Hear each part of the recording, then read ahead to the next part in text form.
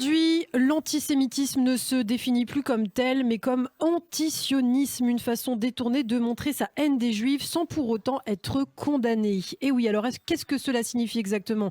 Quelles sont les répercussions aujourd'hui de l'antisionisme? D'où vient cet antisionisme contemporain? Pour en parler, je reçois ce matin Pierre Lursa, spécialiste justement de l'histoire du sionisme, biographe de Vladimir Jabotinsky entre autres, et qui publie donc récemment Les mythes fondateurs de l'antisionisme contemporain aux éditions de l'Éléphant. Pierre Lursa, bonjour.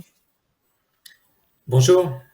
Merci d'être avec nous ce matin. Alors, beaucoup de choses à aborder ce matin, mais d'abord, peut-être un postulat. Vous parlez dans votre livre d'un phénomène multiforme, l'antisionisme. Vous dites, dès le début, on ne s'intéresse pas dans cet ouvrage à l'antisionisme juif orthodoxe ou encore à l'antisémitisme marxiste, mais bien d'abord à l'antisionisme soviétique et l'antisionisme arabe et musulman. Pour vous, c'était important de faire le distinguo entre tous ces types d'antisionisme ? Oui, bien sûr, c'est une idéologie qui a des racines multiples et qui prend des formes très diverses. Et je me suis intéressé à l'antisionisme radical, celui que on voit aujourd'hui. Je prends pour point de départ dans l'introduction l'agression d'Alain Finkielkraut, qui est traité de sale sioniste dans une rue de Paris. Et donc c'est cet antisionisme-là que je parle, c'est-à-dire c'est l'antisionisme en tant que à la fois comme discours radical et aussi une idéologie qui conduisait, parce que ce sont pas seulement des insultes et des slogans, mais il y a une véritable idéologie. C'est à elle que je m'intéresse dans ses racines historiques et surtout dans les différents mythes que j'analyse, comme le mythe de la Nakba ou le mythe du génocide du peuple palestinien, oui, ça, c'est ou celui de l'état d'apartheid. Oui, ça c'est intéressant et vous le savez mieux que personne. Malheureusement, Pierre Lursa, le conflit israélo-arabe est un conflit très mal connu. Historiquement, beaucoup de choses erronées sont enseignées dans les universités, dans les écoles. Des mythes qui ont pris une forme historique. Et le premier mythe qui pose problème, c'est bien sûr celui d'un peuple palestinien. Et vous citez notamment l'écrivain Éric Marty. Le principe mythologique, dit-il, de l'inversion dont le peuple juif est la victime coutumière. Les juifs deviennent des non-juifs et les Palestiniens des juifs génétique. C'est le constat que vous faites de la situation actuelle. Oui, c'est effectivement dans la construction du peuple palestinien, quelque part, c'est à nouveau la très vieille théologie de la substitution, c'est-à-dire qu'on a voulu remplacer le peuple juif, on a élaboré un nouveau peuple qui n'existait pas. Ma mère est née à Jérusalem en 1928 et à l'époque, les Palestiniens, c'était les Juifs. Et bien, aujourd'hui, on parle des Palestiniens comme si c'était eux les habitants de cette... les autochtones de la terre d'Israël, et quelque part ils se sont substitués aux Juifs et ils ont remplacé les Juifs aussi dans l'inconscient collectif occidental, puisqu'on nous parle sans cesse de la Nakba qui quelque part se substitue à la Shoah, et on nous parle aujourd'hui des victimes palestiniennes comme si effectivement c'était le nouveau peuple souffrant, et à cet égard je parle effectivement du peuple palestinien souffrant qui s'est substitué au peuple juif dans l'inconscient occidental. Alors, on parle d'antisionisme. Évidemment, vous distinguez 5 types d'antisionisme. La contestation de l'existence nationale du peuple juif, la contestation de la légitimité de l'État juif, la diabolisation de l'État d'Israël, et puis par conséquent, une contestation radicale de la politique israélienne. C'est souvent ce qu'on entend dans la bouche de ceux qui se cachent derrière leur antisémitisme. En fait, ils disent on a le droit de critiquer la politique israélienne, donc ce n'est pas de l'antisémitisme. Mais vous dites que cela fait partie quand même intégrante d'un certain caractère antisémite. Eh bien, en fait, cet argument purement rhétorique, il n'apparaît que dans le seul cas d'Israël. Vous n'entendrez jamais quelqu'un dire on a le droit de critiquer la politique des États-Unis sans être anti-américain. C'est un argument qui n'existe que dans le cas d'Israël, pour lequel on dit on a le droit de critiquer Israël sans être antisémite. Eh bien, effectivement, on a le droit de critiquer Israël, et la preuve, c'est que c'est ce que font beaucoup les médias français, occidentaux en général, à longueur de journée. Mais on n'est pas dans le domaine de la critique, puisque justement dans le domaine de l'idéologie, et on est dans le domaine presque de la mythologie. C'est-à-dire que derrière toute attaque contre, ou derrière presque toute attaque contre le gouvernement d'Israël, on trouve un discours discours structuré dans lequel les Juifs n'ont pas le droit d'avoir un État, n'ont pas le droit d'avoir un État-nation. Et je donnerai un exemple tout à fait récent, c'est que il y a pas très très longtemps, on a voté en Israël une loi sur le caractère juif de l'État d'Israël, et cette loi a été assimilée à une loi d'apartheid de manière totalement absurde. Parce Oui, que, justement.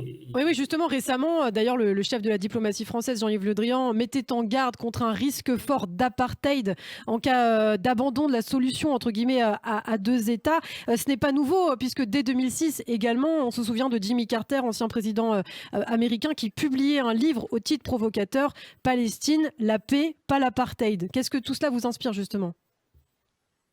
Eh bien, je dirais que ce qui est peut-être le plus frappant et aussi inquiétant, c'est de voir que ce discours, finalement, gagne de plus en plus, je dirais, à la fois le mainstream de l'opinion publique occidentale, et notamment française, et aussi les classes dirigeantes, parce que lorsqu'un ministre des Affaires étrangères, effectivement, s'exprime de la sorte et accuse implicitement Israël d'être en passe de devenir un État d'apartheid, ça veut dire que l'antisionisme n'est plus seulement aux franges de l'échiquier politique, hein, c'est plus seulement José Bové, on se rappelle dans les années 2000, ou des gens comme ça, de cet acabit, c'est vraiment un ministre de l'État français qui s'exprime ainsi, et ça veut bien dire qu'il y a une perméabilité de plus en plus grande de la classe politique à ce discours, et de même, j'ai entendu sur France Culture des émissions où on laisse entendre aussi que Israël est ou est en train de devenir un État d'apartheid.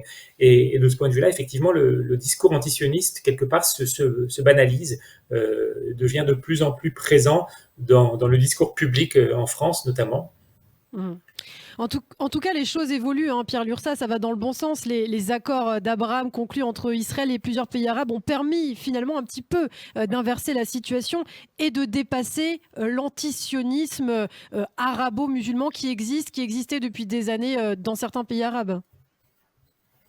Alors oui, je dirais que c'est le grand paradoxe c'est le grand paradoxe de la réalité d'Israël aujourd'hui, c'est que au moment même où finalement la réalité est de plus en plus éloignée des mythes que véhicule le discours antisioniste. Bon, il n'y a jamais eu d'apartheid en Israël, évidemment, mais aujourd'hui, Israël a conclu des accords de paix avec les pays qui sont sans doute les plus représentatifs de l'islam des origines, et quelque part, il émerge un espoir d'une paix véritable, qui n'est pas la paix illusoire sur laquelle celle dont parlaient les chancelleries occidentales pendant des décennies, celle justement du discours des deux États qu'évoquait le ministre français des Affaires étrangères, mais une paix qui est fondée justement sur la reconnaissance mutuelle de l'identité de chacun, et donc pas non plus sur des concessions territoriales israéliennes, comme on s'y est habitué. On nous a fait croire que pour obtenir la paix avec le monde arabe, il fallait toujours qu'Israël fasse des concessions, qu'Israël cède une partie de son territoire et finalement une partie de son identité même, puisque les territoires de Judée-Samarie, ce sont justement les territoires constitutifs de l'identité israélienne. Eh bien, aujourd'hui, ce qu'on voit apparaître, c'est une paix authentique dans laquelle des pays arabes musulmans reconnaissent Israël pour ce qu'il est, c'est-à-dire reconnaissent le lien consubstantiel entre Israël, l'Israël d'aujourd'hui et l'Israël des origines, le peuple, les Bnei Israël qui sont évoqués dans le Coran. Et donc les Arabes reconnaissent cette réalité historique et identitaire. Et de son côté, Israël reconnaît aussi le lien entre les Arabes d'aujourd'hui et notre ancêtre commun Abraham. Donc c'est pour ça que ces accords s'appellent les accords Abraham. Et bien donc ce discours, je dirais le discours antisioniste peut paraître de plus en plus loin de la réalité. Quelque part, c'est un discours éculé, c'est un discours qui n'a plus aucune prise avec la réalité. Et malgré tout, c'est à ce moment même que le discours antisioniste, comme je disais, devient de plus en plus présent et de plus en plus dans le mainstream, dans l'opinion publique occidentale. Et bon, c'est un paradoxe apparent, mais finalement, ce n'est pas entièrement un paradoxe, parce que je dirais le monde arabo-musulman lui-même est partagé par un conflit de plus en plus intense entre une tendance qui est prête à accepter Israël et à se rapprocher d'Israël, comme on l'a vu dans les accords Abraham, et de l'autre côté, une tendance qui, elle, est toujours aussi hostile. Et quelque part, le conflit interne au monde arabo-musulman est de plus en plus violent, justement parce qu'une partie du monde arabo-musulman a accepté l'existence d'Israël et l'identité d'Israël.